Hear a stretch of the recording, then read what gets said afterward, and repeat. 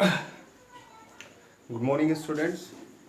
आज बेटा हम जो है सर्कुलर मोशन की बात करने वाले हैं। सर्कुलर मोशन मैंने आपको पढ़ाया हुआ है। उस सर्कुलर मोशन में आपका एक्सीलरेशन हमने निकाला हुआ है। वो एक्सीलरेशन आपका होता है सेंट्रीपिटल एक्सीलरेशन, जिसकी वैल्यू होती है mv²/r। ठीक है। सो वो चीज़ें हम पढ़ने वाले हैं। वो किस कॉन्टेक्स्ट में हम पढ़ने वाले हैं, वो आप पढ़ने वाले हैं फ्रिक्शन के कॉन्टेक्स्ट में, है ना, कि भैया फ्रिक्शन से क्या किन चीज़ों पे क्या क्या इफेक्ट पड़ सकता है। ठीक है। अब बेटा देखिए, अगर कहीं भी आप ऑब्जर्व करते हैं तो जो कोई शार्प टर्न होता है, ठीक है, अगर आप बड़ी सिटीज़ में जाएंगे या कहीं भी आप ऑब्जर्व करेंगे तो जो शार्प टर्न होता है, इस तरह से शार्प टर्न होता है, तो वहाँ पे आपका जो रोड है बेटा वो एक साइड से नीचे होता है, एक साइड से थोड़ा ऊपर होता है। ठीक है। वो लेवल रोड ना होके क्या होता है, वो बैंक्ड होता है, मतलब एक किनारा उसका झुका हुआ होगा, एक किनारा थोड़ा ऊपर होगा। ठीक है। तो उसके पीछे साइंस क्या है, वो इस तरह किया क्यों जाता है, सो वो हमें आज पढ़ना है कि अगर सपोज करिए एक शार्प टर्न है या सर्कुलर मोशन है मेरे ऑब्जेक्ट का। ठीक है। शार्प टर्न है या सर्कुलर मोशन है, इस तरह से मेरा सर्कुलर मोशन है। ठीक है। इस तरह से मेरा सर्कुलर मोशन है। यहां से मेरी बेटा कार इस तरह से जा रही है इस रोड पे से। ठीक है। इस तरह से कार अगर जाएगी तो क्या वेलोसिटी है, कितनी मैक्सिमम वेलोसिटी से मैं जा सकता हूँ कि वो स्किड करे बिना वो मुड़ जाएगी या चली जाएगी। ठीक है। फिर क्या होगा अगर मैं इसका एक जो सिरा है, एक किनारा जो है, एक बैंक जो है वो नीचे कर दूं एंड एक थोड़ा ऊपर कर दूं, तो वो बैंक रोड आपका हो जाएगा। तो उससे इफेक्ट क्या पड़ने वाले, क्या उससे जो मैक्सिमम वेलोसिटी है वो बढ़ जाएगी, जिस वेलोसिटी से हम जा सकते हैं, स्किड होने की संभावनाएं कम हो जाती है। तो वो आप देखने वाले हैं आज। ठीक है। So you will be listening to me in case of circular motion.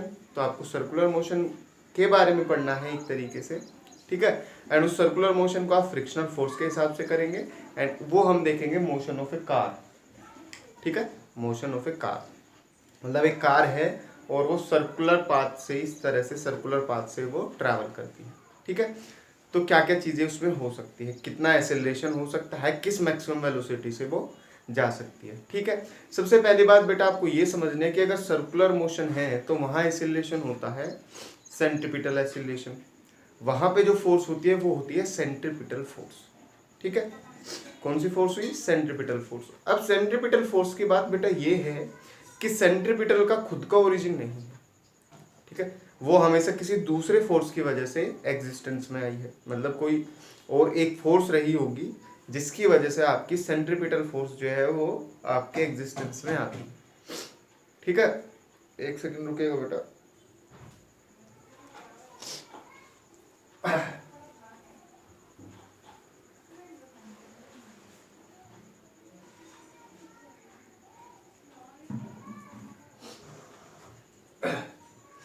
हाँ, तो आपकी बेटा जो सेंट्रीपिटल फोर्स है वो हमेशा किसी दूसरी फोर्स की वजह से एक्सिस्टेंस में आती है, मतलब उसका कोई भी अपना एग्जिस्टेंस नहीं है, कोई दूसरी फोर्स होगी तो आपकी सेंट्रीपिटल फोर्स काम में आएगी, मतलब एग्जिस्टेंस में आएगी। जैसे कि मोशन है प्लैनेट्स का, तो प्लैनेट्स के चारों ओर जो रिवॉल्यूशन हो रहा है वहाँ भी आपका सर्कुलर मोशन है, तो वो सर्कुलर मोशन, वो सेंट्रीपिटल फोर्स वहाँ भी होगी। तो सेंट्रीपिटल फोर्स आती है बेटा आपकी ग्रेविटेशनल फोर्स से। कौन सी फोर्स से आई है, ग्रेविटेशनल फोर्स से, जो कि दो मासेस के बीच में लगेगा। ठीक है। फिर एक आपने पढ़ा है कि इलेक्ट्रॉन न्यूक्लियस के चारों ओर चक्कर लगाते हैं, तो वहां भी मोशन कैसा हो, सर्कुलर, मतलब वहां भी सेंट्रीपिटल फोर्स लगी। तो वो कहाँ से आई, वो सेंट्रीपिटल फोर्स कहाँ से आएगी, वो सेंट्रीपिटल फोर्स आती है बेटा इलेक्ट्रोस्टैटिक फोर्स से, मतलब जो दो चार्ज के बीच में लगती है। ठीक है। अब यहाँ पे भी बेटा ये जो फोर्स लगेगी, ये सेंट्रीपिटल फोर्स, इसका खुद का तो ओरिजिन नहीं है, तो ये किसकी वजह से प्रोड्यूस होगी, so that is because of the contact force. ठीक है। कॉन्टैक्ट फोर्स की वजह से ये एग्जिस्टेंस में आती है, और वो कॉन्टैक्ट फोर्स आपकी होती है कौन सी force, frictional force. That contact force is frictional force. मतलब आप ये कह सकते हैं कि यहाँ पे जो ये सर्कुलर मोशन हुआ है या जो सेंट्रीपिटल फोर्स आपकी हुई है वो किसकी वजह से एग्जिस्टेंस में आई है, वो आपके एग्जिस्टेंस में आई है फ्रिक्शनल फोर्स की वजह से, क्योंकि और आपकी कोई फोर्स यहाँ पे प्रेजेंट नहीं होगी। ठीक है, तो वो चीज़ें हम देखने वाले हैं। तो सबसे पहले हम लेवल रोड की बात करेंगे, मतलब आपका समतल है, कोई भी सिरा जो है ऊपर नीचे नहीं है, समतल आपका है, बस वो क्या है, वो सर्कुलर है इस तरह से। ओके, तो ये एक आपका रोड है इस तरह से, that is my circular track. ये इसका ओरिजिन आप कहेंगे, मतलब ये आप सर्किल कह सकते हैं। यहां से इसकी मेन रेडियस लेके चलेंगे आर, ठीक है, मेन रेडियस आर लेके चलेंगे। क्यों? क्योंकि बेटा एक रेडियस ये होगी, एक रेडियस ये होगी, तो एक छोटी रेडियस है, एक बड़ी रेडियस है, तो मैं मेन रेडियस की बात कर रहा हूँ, तो मेन रेडियस लेके चलेंगे आप आर, ठीक है, मेन रेडियस आर। तो अगर आप देखेंगे तो ये सर्किल के फॉर्म में है, मतलब एक पाथ जो है वो आपका सर्कुलर पाथ है जिसकी रेडियस होगी आर, ठीक है। तो यहाँ एक जो एक्सेलरेशन है, वो जो सेंट्रीपिटल एक्सेलरेशन होता है, that is always directed towards the centre. किसकी तरफ एक्ट करेगा? हमेशा सेंटर की तरफ, परपेंडिकुलर डायरेक्शन में सेंटर की तरफ, ठीक है। समझ रहे हो बातें? आपका सेंट्रीपिटल एक्सेलरेशन हमेशा, या सर्कुलर फोर्स आपकी हमेशा that is directed towards the centre, centre की तरफ, परपेंडिकुलर, इस तरह से, ठीक है। तो सेंट्रीपिटल एक्सेलरेशन या सेंट्रीपिटल फोर्स यहाँ आपकी लगी हुई होगी। तो यहाँ अगर मैं कहूँ कि ये मेरी कार है, मेरी आर्ट बहुत बेकार है, बस समझ लीजिए कि कार है, ठीक है, ये मेरी कार है बेटा। इसे अब मैं यहाँ पे बना देता हूँ इस कार को, that is my car. Okay, इस पे बेटा एसिल लगेगा इस तरफ, एसिलेशन जो है वो इस तरफ है, ठीक है। ये एसिलेशन कितना है, कितना आपने एसिलेशन निकाला है पीछे जब आपने डेरिवेशन किया था? तो सेंट्रीपिटल एसिलेशन आपका होता है बेटा v square upon R. Centripetal acceleration जो है वो क्या होता है? v स्क्वायर अपॉन आर होता है। तो सेंट्रीपिटल फोर्स जो यहाँ पे लगेगी वो m में होगी, and that is equals to mv square upon R, mv square upon R. अब देखिए यहाँ दो चीजें हो सकती है, लेवल रोड है, मतलब बिल्कुल समतल रोड है यहाँ पे, ठीक है, लेवल रोड है। तो इसका मास सपोज करिए m है, तो ग्रेविटी mg नीचे की तरफ, एंड इसकी नॉर्मल रिएक्शन सरफेस के परपेंडिकुलर, दैट इज n, ठीक है। तो ये दोनों एक दूसरे को क्या कर देंगे? काउंटर बैलेंस करेंगे, मतलब n minus M G is equals to 0, ठीक है, और n is equals to M G, N is equals to M G, N किसके बराबर आ जाएगा? m के बराबर, एम जी के बराबर आ जाएगा। एक फ्रिक्शनल फोर्स लगेगी, ठीक है, उस फ्रिक्शनल फोर्स की वजह से ये एक्सेलरेशन प्रोड्यूस हुआ है। वो फ्रिक्शनल फोर्स किस डायरेक्शन में लगेगी? इसी डायरेक्शन में। क्यों लगेगी इसी डायरेक्शन में? क्योंकि बेटा एक्सेलरेशन इसी डायरेक्शन में हुआ है। अगर एक्सेलरेशन इस डायरेक्शन में हुआ है तो इसका मतलब क्या है? फ्रिक्शनल फोर्स भी इसी डायरेक्शन में लगी हुई होगी। क्यों? क्योंकि एक्सेलरेशन तो हमेशा सेंटर की तरफ होता है, तो आपकी फ्रिक्शनल फोर्स भी सेंटर की तरफ लगी हुई होगी, इस डायरेक्शन में लगी हुई होगी। उसकी वैल्यू कितनी होती है? एफ, क्या वैल्यू हो सकती है?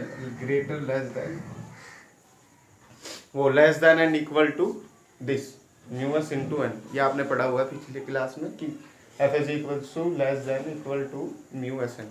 तो अगर मुझे मैक्सिमम वेलोसिटी निकालनी है, if I have to find the maximum velocity, then I have to take into account the maximum force, ठीक है। तो मुझे मैक्सिमम फोर्स देखनी है, तो मैक्सिमम फोर्स क्या हो सकती है?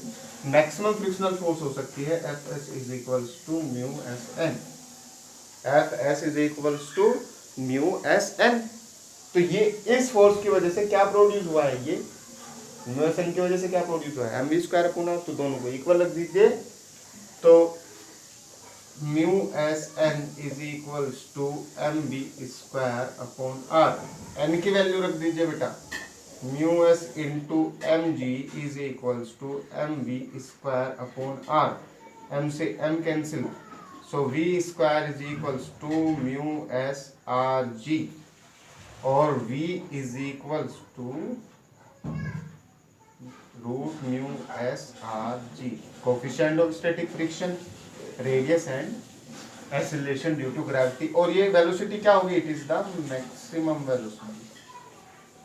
क्या आएगी? मैक्सिमम वेलोसिटी आएगी। क्यों? क्योंकि हमने फोर्स को क्या मान लिया है? मैक्सिमम।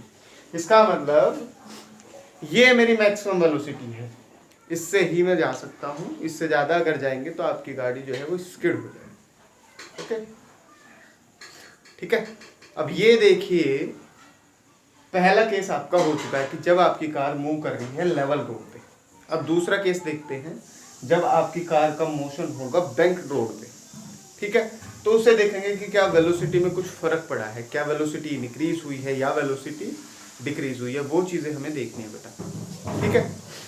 चलिए, अब बेटा आपका रोड जो है बैंक्ड है, मतलब एक तरीके से एक तरफ से झुका हुआ है, एक तरफ से उठा हुआ है, तो कुछ इस तरह का आपका रोड है, ठीक है। ये आपकी हो गई बेटा कार, ठीक है। सपोज ये एंगल बना रही है थीटा इसके साथ, ओके। ये बिल्कुल यहां पे आपका होता है mg, ठीक है। ये एग्जैक्टली यहां पे आपका होता है नॉर्मल रिएक्शन। कल क्या बोला गया था कि अगर आप इसे बढ़ा देंगे तो ये थीटा है, ठीक है, जितना थीटा ये है इतना थीटा ये है। और अगर आप इसे नहीं बढ़ाना चाहते, अगर आप इसे बढ़ा देंगे यहाँ पे, तो जो एंगल ये है उतना ही एंगल आपका ये होगा, ये भी आपका क्या होगा, थीटा होगा, ठीक है। आज मैं जो है mg के कंपोनेंट को रिजोल्व ना करके n के कंपोनेंट को रिजोल्व करने वाला हूँ, वो आप देखिएगा, ठीक है। n के कंपोनेंट को रिजोल्व करेंगे, mg के कंपोनेंट को रिजोल्व नहीं करेंगे, ठीक है। तो mg का ये वाला थीटा मैं मिटा देता हूँ, केवल आप ये समझिए कि इस डायरेक्शन में ये थीटा एंगल बनाएगा अगर ये थीटा है, ठीक है। अब एक फ्रिक्शनल फोर्स भी लगेगी। फ्रिक्शनल फोर्स किस तरफ, इस तरफ, क्योंकि एसिलेशन किसकी वजह से हुआ, सेंट्रीपिटल एसिलेशन केवल किसकी वजह से हुआ, फ्रिक्शनल फोर्स की वजह से। तो ये फ्रिक्शनल फोर्स आ जाएगी Fs, ठीक है। फिर एक कहा है एसिलेशन भी प्रोड्यूस होगा, वो एसिलेशन किस डायरेक्शन में बताया कि बिल्कुल सीधे डायरेक्शन में, हॉरिजॉन्टल। वर्टिकल तो नहीं होगा क्योंकि आपकी गाड़ी ऊपर की तरफ तो जा नहीं सकेगी, किस डायरेक्शन में होता है, हॉरिजॉन्टल में, एग्जैक्टली। मतलब ये आपका होगा बेटा इस डायरेक्शन में, एसिलेशन होगा इस डायरेक्शन, समझिए, है ना। एसिलेशन मैंने अभी बोला है कि सेंटर की तरफ, सर्कुलर मोशन है तो एग्जैक्टली सेंटर की तरफ, हॉरिजॉन्टल डायरेक्शन में, जैसे ये किया है इस तरह से। फ्रिक्शनल फोर्स, अब क्योंकि कॉन्टैक्ट किस किस के बीच में, हम इस सरफेस के एंड इस सरफेस के, तो फ्रिक्शनल फोर्स अब इस तरफ जा रही है, फ्रिक्शनल फोर्स इधर जा रही है और ये इधर आ रही है, ठीक है। देखिएगा, अगर आप इसे बेटा यहां बढ़ा देंगे तो अगर ये थीटा है, ठीक है, अगर ये आपका थीटा है तो ये भी क्या होगा बताइएगा, ये भी आपका थीटा होगा, वर्टिकली अपोजिट एंगल, ठीक है। ये थीटा है तो ये भी आपका क्या होगा, थीटा होगा, है ना। और अगर ये थीटा है बेटा, क्योंकि ये दोनों क्या है, पैरेलल है, ये दोनों क्या है, ये दोनों पैरेलल है, इसका मतलब एंगल, जितना एंगल इन दोनों के बीच में इतना एंगल इसके बीच में होगा, मतलब ये भी एंगल कितना होगा, ये एंगल भी बेटा थीटा होगा, ठीक है। समझ रहे हैं बातें, समझिए, ये एंगल थीटा है, वर्टिकली अपोजिट एंगल, ये एंगल थीटा है, ठीक है। अब ये दोनों लेंस पैरेलल है, मतलब ये लेवल और ये लेवल, तो अगर ये थीटा था तो बेटा ये भी क्या हो जाएगा, थीटा हो जाएगा, ओके। सबसे पहले अब मुझे काम करना है, पहले मैं n को रिजोल्व कर लेता हूँ, n के कंपोनेंट को रिजोल्व कर लेता हूँ। जब मैं n के कंपोनेंट को रिजोल्व करूंगा बेटा, तो n के कंपोनेंट कैसे रिजोल्व हो सकते हैं, देखिए n के कंपोनेंट को रिजोल्व करते हैं, थीटा के साथ ये जो लगा हुआ है that is n cos theta, ठीक है। थीटा के साथ जो लगा हुआ है n कोस थीटा, एंड इसके परपेंडिकुलर डायरेक्शन में कौन सा होता है, ये वाला, इस डायरेक्शन में होगा n sin थीटा, ठीक है। परपेंडिकुलर डायरेक्शन में n कोस थीटा, ओ सॉरी, थीटा के साथ जो है वो n cos theta in perpendicular direction में n sin थीटा। ओके, फिर अगर मैं इस एफ एस को भी अब करूं, अब इसे भी देखिए रिजोल्व किया जा सकता है। इसे देखिए एफ एस को क्या है, अब ये थीटा है, ये एफ एस है, थीटा के साथ वाला एफ एस कोस थीटा हो सकता है एंड परपेंडिकुलर वाला एफ एस साइन थीटा हो सकता है। समझ रहे हैं? एफ एस है, फोर्स है, फ्रिक्शनल फोर्स है, तो ये जो थीटा के साथ लगा हुआ है इस डायरेक्शन में, एक्सीलरेशन के डायरेक्शन में कौन सा कंपोनेंट लगा हुआ है, एफ एस कोस थीटा। देखिए सेम डायरेक्शन में, सेम ये मैंने बना दिया, ये एंड ये एम जी तो अभी तक है ही मेरा नीचे की तरफ, ठीक है। इस डायरेक्शन में कौन सा component, F S cos theta, ठीक है, कौन सा component, F S cos theta. और इस डायरेक्शन में कौन सा component, F S sine theta, ठीक है, F S cos theta, F S sine theta. अब देखिएगा यहाँ पे जब मैं इस लाइन ऑफ एक्शन की बात करता हूं, इसमें ऊपर की तरफ लगी हुई है एन कोस थीटा, नीचे की तरफ लगी हुई है एम जी और एफ एस साइन थीटा। ऊपर की तरफ केवल एन कोस थीटा, नीचे की तरफ M G plus F S sine theta, क्योंकि ऊपर की तरफ या नीचे की तरफ मोशन नहीं होगा या कोई भी एक्सीलरेशन प्रोड्यूस नहीं होगा, इसका मतलब दोनों फोर्सेस क्या होंगी, इक्वल होंगी। दोनों फोर्सेस क्या है, इक्वल है, तो इक्वल कर देते हैं। इसका मतलब क्या आएगा, इक्वल करते ही N cos theta will be equals to M G plus F S sine theta, F S sine theta, ठीक है। फिर ये इक्वेशन लगाएंगे, F S is lesser than equals to mu S N. Maximum velocity निकालनी है तो frictional force भी maximum लेनी पड़ेगी, मतलब F X is equals to U S N, maximum friction, ठीक है। तो इसे म्यू एस एन कर दीजिए, तो N cos theta is equals to M G plus mu S N sine theta. इसे इधर लेके आइए, N cos theta minus mu S N sine theta is equals to M जी।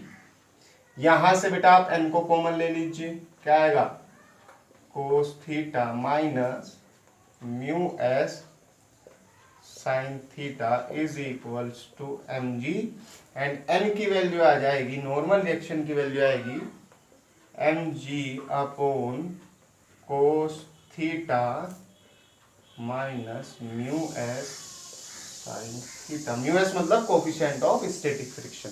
ये एस जो है आपका नीचे है, सबस्क्रिप्ट में है, तो आपको इसे कंफ्यूज नहीं होना है, सबस्क्रिप्ट में है, ठीक है। नॉर्मल रिएक्शन मेरी आ गई है ये। मुझे अब वेलोसिटी पता करनी है। वेलोसिटी कैसे पता की जाएगी, जब मैं इस डायरेक्शन के कंपोनेंट देखूंगा, ठीक है।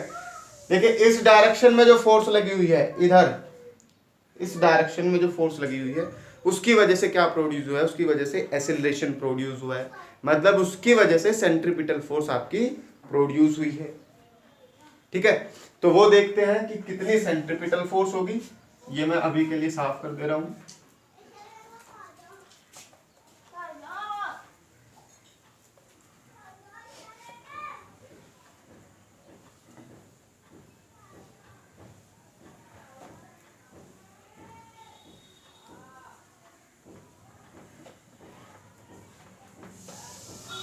चलिए देखिए इस डायरेक्शन में बेटा एक तो लगा हुआ है N sine theta, so N sine theta, एक लगा हुआ है F S cos theta plus F S cos theta, ठीक है। इनकी वजह से प्रोड्यूस हुई है क्या, centripetal force, acceleration, that is equals to M A, and A की वैल्यू क्या है, ए की वैल्यू है बेटा v square upon r, v square upon r. अगर मैं एफ एस को म्यू एस एन पुट कर दूंगा तो v की वैल्यू हो जाएगी मैक्सिमम, मैक्सिमम वैल्यू मुझे निकालनी है, तो एफ एस को क्या पुट करें, म्यू एस एन कर दीजिए, so n sine theta plus mu S N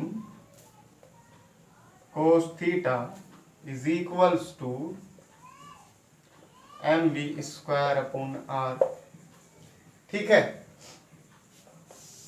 N बाहर ले लीजिए, एन बाहर, अंदर क्या है sine theta plus mu s cos theta is equals to m we square upon r. इसे इक्वेशन 1 कह देते हैं। ठीक है, इक्वेशन 1 की वैल्यू यहां रख दीजिए। ठीक है, एन की वैल्यू आपने जो निकाली है यहां रख दीजिए। तो एन की वैल्यू क्या है एम जी। ठीक है, एम जी upon cos theta minus mu S sine theta. ये आपकी एन की वैल्यू हो जाएगी।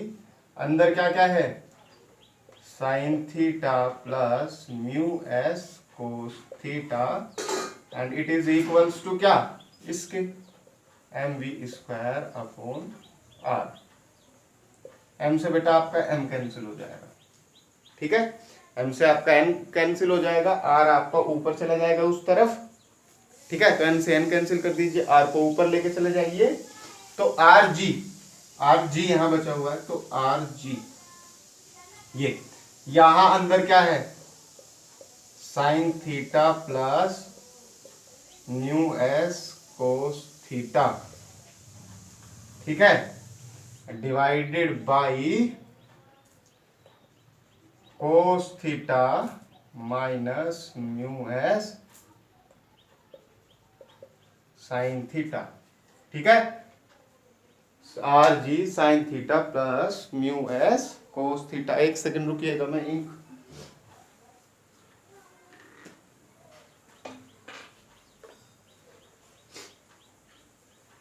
आई होप दिखाई दे रहा है बेटा आप लोगों को।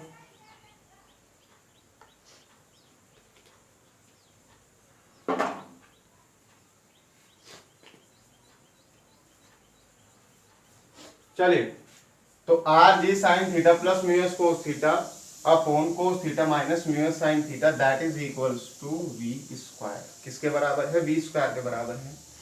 इसे बेटा मैं सारे इक्वेशन को कोस थीटा से डिवाइड कर देता हूं, मतलब कोस थीटा से इस वाली इक्वेशन को भी कर देता हूं, इस वाली को भी कर देता हूं, तो कोस की मल्टीप्लाई कर देंगे ऊपर नीचे।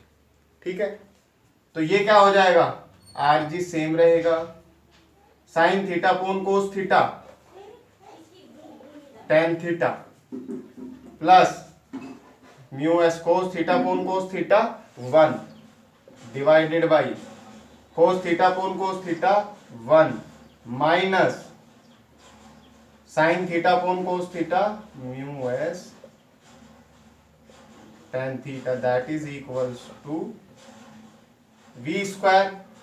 ठीक है, और वी स्क्वायर अगर ये है तो वी क्या आ जाएगा वी आ जाएगा बेटा इस पूरे की पावर हाफ। ठीक है, वी आ जाएगा मैक्सिमम जो वी है वो क्या आ जाएगा इस पूरी इक्वेशन की पावर हाफ। ठीक है, इस पूरी इक्वेशन की पावर हाफ आप कह सकते हैं।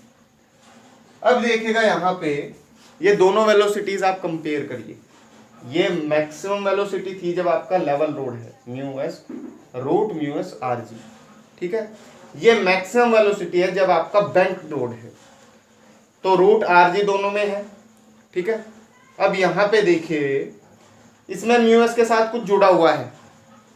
ठीक है, म्यू एस के साथ कुछ जुड़ा हुआ है, मतलब न्यूमरेटर बड़ा है। पहले केवल क्या था म्यू एस था, है ना, पहले केवल क्या था म्यू एस था। अब म्यू एस के साथ कुछ वैल्यू जुड़ी हुई है प्लस टेन थीटा है ना, मतलब कुछ वैल्यू जुड़ी हुई है, मतलब न्यूमरेटर जो है वो बड़ा हो जाता है। दूसरी बात नीचे यहां पे था 1। ठीक है, अपॉन 1 था। अब यहां देखिए upon 1 minus mu s tan theta, मतलब यहां पे डिनोमिनेटर में से कुछ कम हुआ है, मतलब न्यूमिनेटर में तो क्या हो चुका है बढ़ चुका है और डिनोमिनेटर में कम हो चुका है। समझ रहे हैं बातें।